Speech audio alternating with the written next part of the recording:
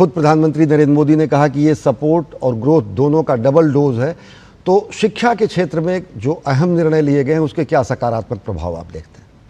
देखिए, ये एक बहुत महत्वपूर्ण कदम है। जीएसटी हमने 1 जुलाई 2017 को इंट्रोड्यूस किया था और अब लगभग 8 साल के अनुभव के बाद जो जो क्षेत्र में हमने समझा कि ग्रोथ की जरूरत है, सपोर्ट की जरूरत है, और ये जीएसटी 2.0 जो रिफॉर्म्स है वो उसका एक बिल्कुल उसी को लेकर आया, मॉडल लेकर आया है।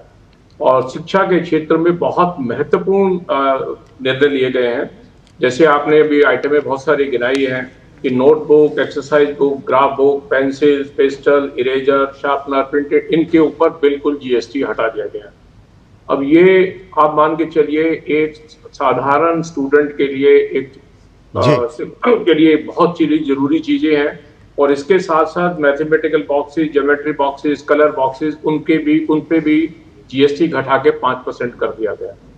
तो अब क्या होगा कि बच्चों की पढ़ाई पे जो एक परिवार में खर्चा होता है और जो ये चीजें खरीदनी पड़ती हैं, उसके लिए उसमें बचत काफी होगी।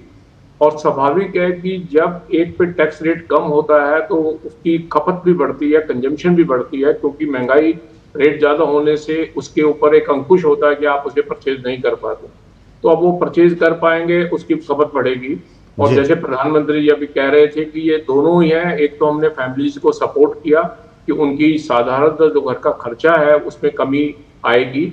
मैं ऐसा मान के चलता हूँ कि एक परिवार के अंदर अगर 2 बच्चे हैं तो लगभग 2000 से लगभग खर्चा लगभग महीने का होता है। तो अगर ये 12% की टैक्स की छूट आती है तो 250 रुपए एक सीधे घर में बचत के रूप में नजर आ रहे हैं।